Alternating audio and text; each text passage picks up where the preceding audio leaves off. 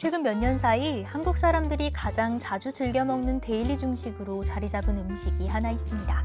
특히 한국 MZ세대 사이에서 크게 유행하며 노래까지 만들어지기도 했는데요. 바로 중국 마라탕입니다. 마라탕에서 시작해 마라샹궈, 마라롱샤, 종칭火锅등 중국 요리는 물론 마라 떡볶이, 마라 치킨 등 마라 소스를 응용한 음식에 이르기까지 그야말로 마라 열풍이 한국을 강타했다고 해도 과언이 아닌데요. 그렇다면 마라 맛은 어떻게 한국에 유행하게 됐고 또 중국 사람들은 언제부터 마라 맛 음식을 먹기 시작했을까요? 오늘은 중국의 맵고 얼얼한 맛, 마라에 대한 이야기를 해보려고 합니다.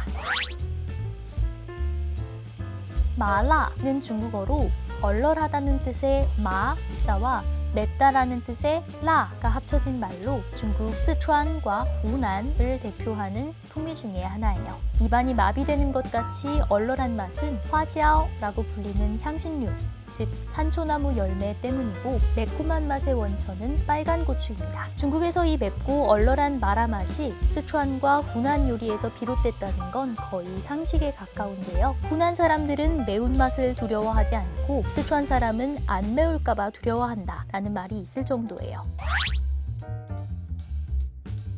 이 마라 요리가 중국 내에서 열풍을 일으킨 건 대략 1990년대 후반에서 2000년대 초반입니다. 이 무렵 수도 베이징 거리에 다양한 마라 음식점들이 속속 들어섰고 선풍적인 인기를 끌었습니다. 그 후 이 마라의 인기는 곧 중국 전역으로 확대됐고 심지어 우리나라를 비롯해 일본과 동남아까지 퍼졌는데요. 우리나라에 마라 음식이 들어오게 된 배경이기도 합니다. 어떤 이들은 마라 요리가 중국 전역에 유행하게 된 이유를 중국의 정치, 경제, 사회 구조에서 찾기도 하는데요. 물론 정확한 근거는 없지만 그럴듯한 측면이 있는 해석이긴 합니다. 1990년대까지 중국 공산당 지도부에는 마라 음식에 익숙한 스촨과 후난 출신 인물들이 많았는데 그래서 중국 권력의 심장부인 베이징 쪽난하이 건너편인 인민대회당 뒤편에 스촨 음식점이 성업을 이뤘다고 합니다. 이게 곧 베이징 지역의 스촨 마라 요리가 널리 퍼지게 된 배경이라는 거죠. 또 하나는 2000년 전후로 중국의 개혁 개방이 본궤도에 오르면서 경제가 발전하는 동시에 사회주의 특유의 각종 규제들이 완화되기 시작됐어요. 여행의 자유,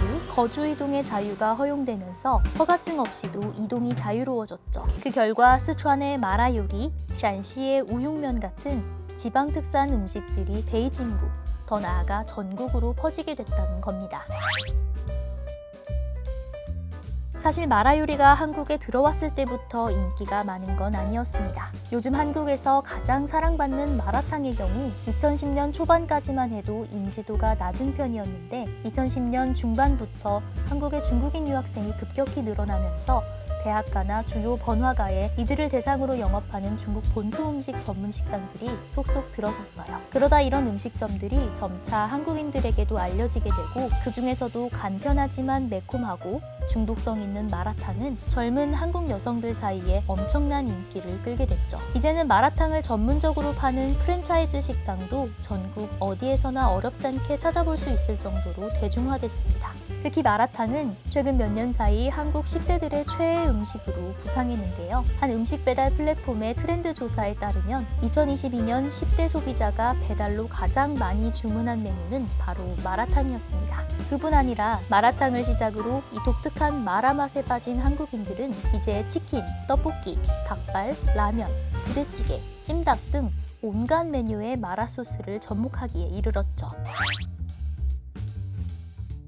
그렇다면 중국인들은 이 마라 맛을 언제부터 먹기 시작한 걸까요? 마라 맛 중에서도 고추가 만들어내는 매운맛, 라의 역사는 한국과 좀 비슷합니다. 남미가 원산지인 고추가 중국에 전래한 시기는 명나라 말기, 청나라 초인데 우리나라의 경우는 임진왜란 전후라고 합니다. 1591년 명나라 문헌인 준생팔전에 처음 고추에 대한 언급이 나오는데 이 책은 의학서나 농학서가 아닌 관상용 식물을 기록한 책이에요. 역시 명나라 때 발간된 초화보에도 고추에 대한 기록이 있는데 번초는 꽃은 하얗고 맛은 매우며 색이 빨개 보기가 좋다고 나와 있습니다. 명나라 문헌에서 관상용 화초로만 취급했던 고추를 중국에서 본격적으로 먹기 시작한 건 청나라 때의 일입니다. 청나라 강희제 시기 문헌에 식용으로 고추를 사용했다는 기록이 있거든요. 얼얼한 맛인 마의 역사는 뿌리가 훨씬 깊습니다. 마라 소스를 먹을 때 혀가 얼얼한 그 느낌은 산초나무의 일종인 화지아오 때문인데, 이 화지아오라는 향신료는 기원전 7세기 시경에도 등장하고 기원전 3세기 전국시대 구론의 이소에도 나옵니다. 중국의 대표적인 본초학서인 신농본초경도 화지아오가 진나라에서 나온다고 적은 걸 보면 이 무렵 화지아오는 상류층에 널리 퍼진 향신료였다는 점을 추정해 볼 수 있습니다. 옛날 중국에서 화지아오는 보통 향신료가 아니었습니다. 고대 그리스 로마인이 후추를 약으로 여겼던 것처럼 고대 중국에서는 화지아오를 마치 불로초처럼 생각했습니다. 옛사람들은 산초나 후추 같은 향신료에 대해 일종의 환상을 품곤 했어요. 한 예로 한나라 황후의 처소인 미양궁에는 산초가루를 흙에 섞어 벽지를 바른 초방이라는 공간이 있었습니다. 당시 사람들은 산초가 양기를 머금은 식물이라 그런지 겨울에도 방이 따뜻하다고 느꼈습니다. 또 산초가 열매를 많이 맺는 나무여서인지 아니면 산초 향기가 성욕을 자극한다고 믿어서인지는 모르겠지만 초방에 오래 머물면 자손을 많이 낳는다고 믿었습니다. 향신료에 대한 중국인들의 환상은 시대를 이어 계속되는데요. 중국 남북조 시대는 도교가 유행했던 시기라 일명 도사들이 많았는데, 이들은 후추나 화지아오가 양생에 도움이 된다고 믿었습니다. 후추 태운 연기를 마시며 호흡하면 수명이 늘어난다고 생각했고, 산초와 화지아오 등 향신료는 더없이 좋은 강장제라고 여겼습니다. 사실 마라 요리는 상당히 중독성이 있고 자극적인 맛이기 때문에 위장이 약한 사람에게는 그다지 좋지 않다고들 하는데요. 그럼에도 불구하고 중국 사람들이 마라 맛을 끊임없이 찾는 이유는 어쩌면 중국인들의 무의식 속에 자리 잡고 있는 향신료에 대한 원초적인 욕망이 내재하고 있기 때문이 아닐까요?